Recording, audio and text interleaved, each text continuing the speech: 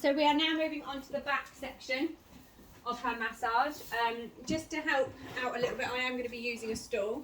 So we are going to go over her latissimus dorsi, so her longissimus dorsi. We've got the tubercoccis area here, our intercostal muscles, and our latissimus dorsi, which is sort of like a triangular shape where the saddle would go.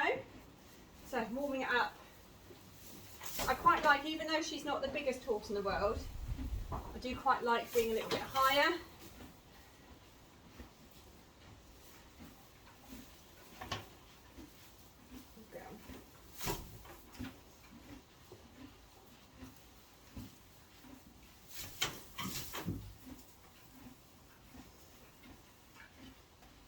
And I'm going to use my body frame and how she stood to do the compression glides.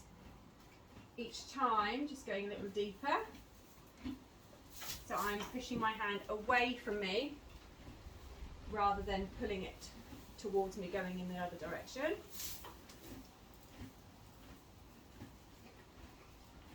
And then I'm going to go double-handed.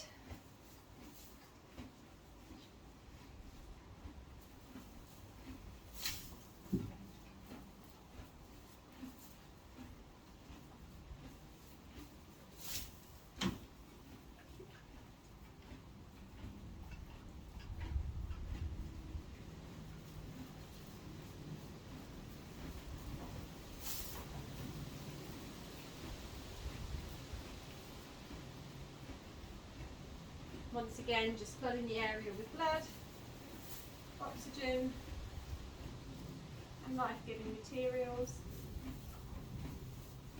I'm just going to move the camera, or the pony might move, she's being quite fidgety today.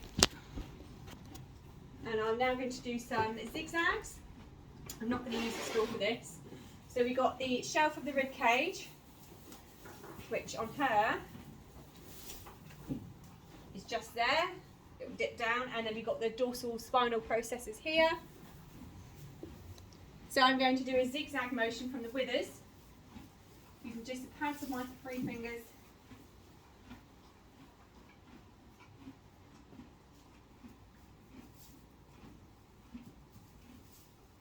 And all this is going to do is push any adhesions. If she was a little bit bigger, I would go for a stool, but for this, I'm happy doing it on the ground.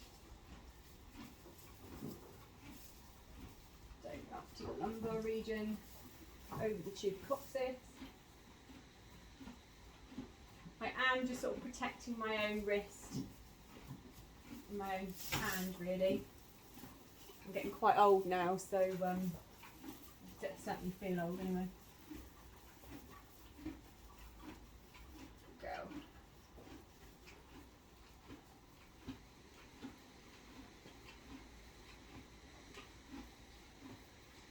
Well done. So now I'm just going to give it a little palpate. Once again, not deeply, because I don't want to miss anything sort of superficial. No, so unlike the pony yesterday when we sort of hit T16, T17, T18 area, we went from fluid to solid. We haven't got that, so that's good. Just have a little feel down here. So we've got a bit of an adhesion here in the tubercoccis area, so I am just going to apply a bit of direct pressure to it.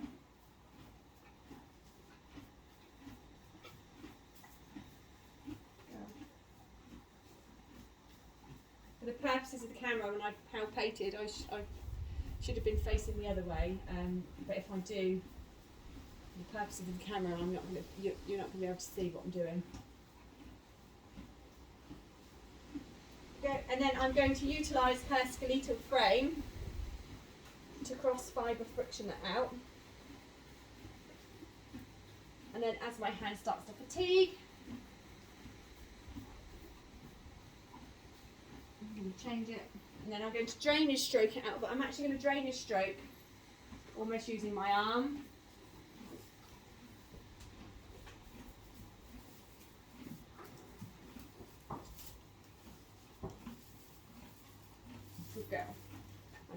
feel? Yeah.